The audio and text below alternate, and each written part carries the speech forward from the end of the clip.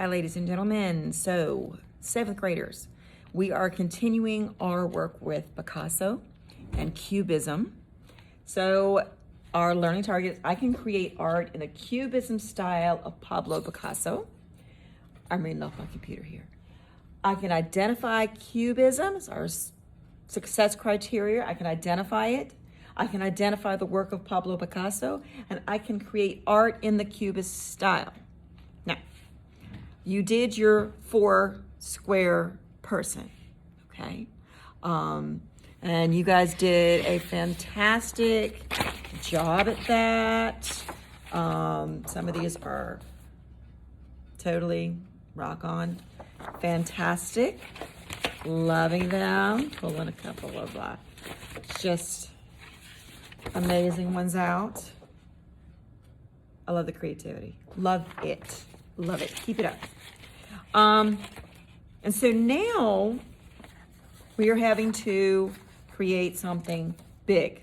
Okay, so this was just a warm-up so we get used to it. You got to do something a couple times to really get the feel of it. So now we're going to work on something big. Okay, and we're going to work with an 11 by 14 piece of poster board, something a little more rigid that we can really do something and build some layers on. So the criteria for this is that you are to make a cubist portrait. A portrait is a picture of someone. And to make the portrait, there should be elements that resemble either you or a public figure. So it can either be a self-portrait or of someone recognizable in public, okay? It can be an actor, a character, a superhero. I'll let a cartoon be okay, but remember you gotta do it Cubist style. So first you're gonna make your sketch. You're not gonna take that lovely piece of poster board and do that first.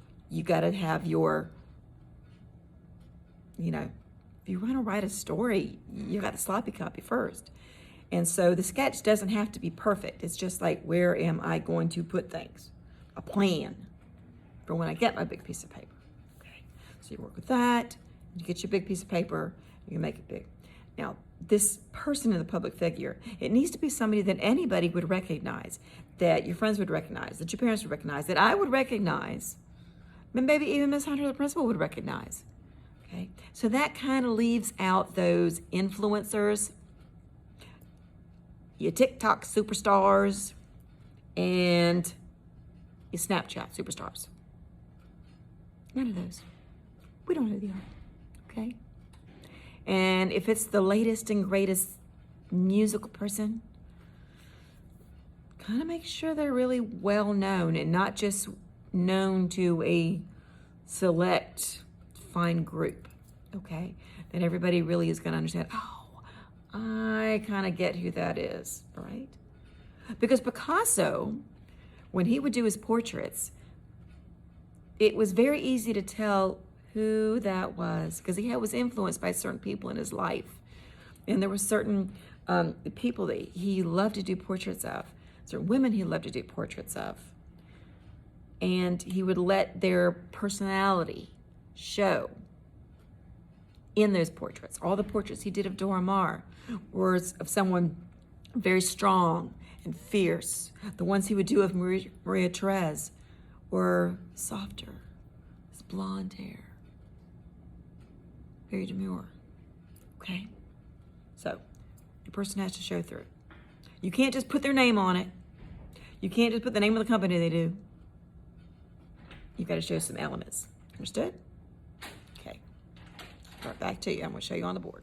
Okay, ladies and gentlemen. So now we're going to create your big portrait. Okay.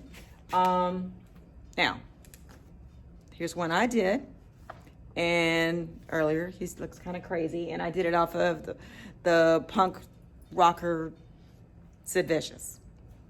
You guys probably do not know who that is. But I didn't want to go ahead and do something that you might want to do in class and take something from you. So, but let's do something that you might figure out that you might know who that person is. So, okay, I got my sloppy copy, and I want to do this in the Sharpie so you can understand what it is I'm doing. Let's do somebody say Superman. Okay, and I'm going to come up with my idea, and there's certain elements that I know that has to be there, right? Like I love there's that swoosh in his hair. Okay, so I know I want to have that. Maybe I want to have it. Okay, I'm going to squish that. It's going to be great. He's got that, you know, keen stare, and the still blue eyes. So I'm going to make sure he's going to have that. And the strong nose.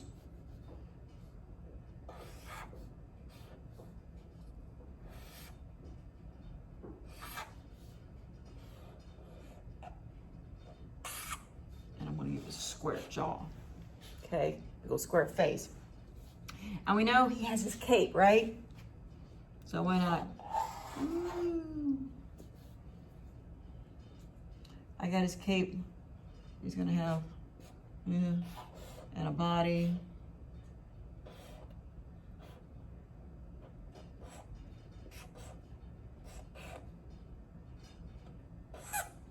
This is a sloppy copy, right?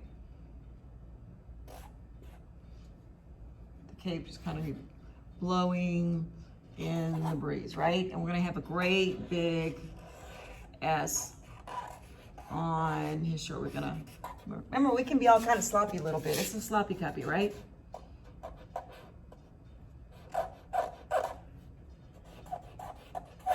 Okay, that's a really sad hand. All right, so here's kind of my idea, right? Okay, maybe I'll put, because there's Metropolis in the background, right? So I'm gonna put some buildings happening.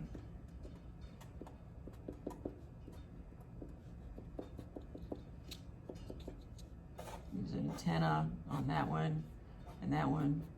Okay, cool. So now I've got my concept. So this, do I have to draw it exactly like it? No, okay. But I'm gonna get my idea. So now I know I've got my swoosh of hair.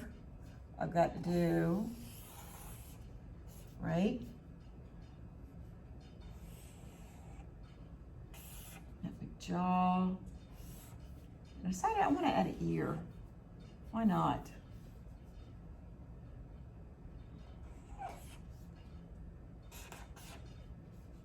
And that eye. I want to do the under the lid. There we go. So now I'm getting it.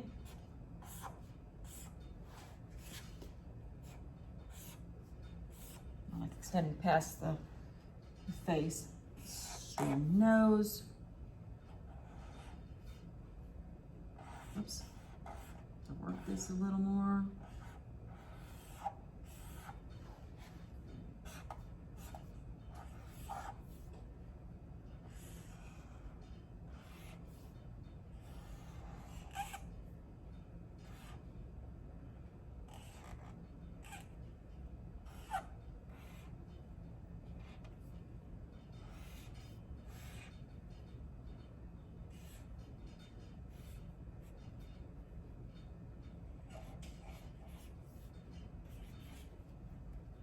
And I've got the S that goes on his shirt. So I already did it once, so doing it a second time should be a whole lot easier because you already did it once. It's like muscle memory. How to get that back. Okay, oh, and I forgot the cape. So,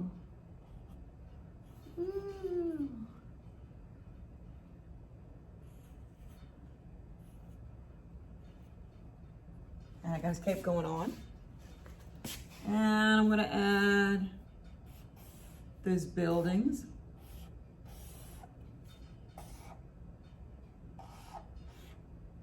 Maybe I want to change the shape of them a little bit, and that's fine. Don't have to do every window in a skyscraper. Sometimes you only see some lights on. Don't see them all. Just randomly put some. You know, it's your city. It's okay.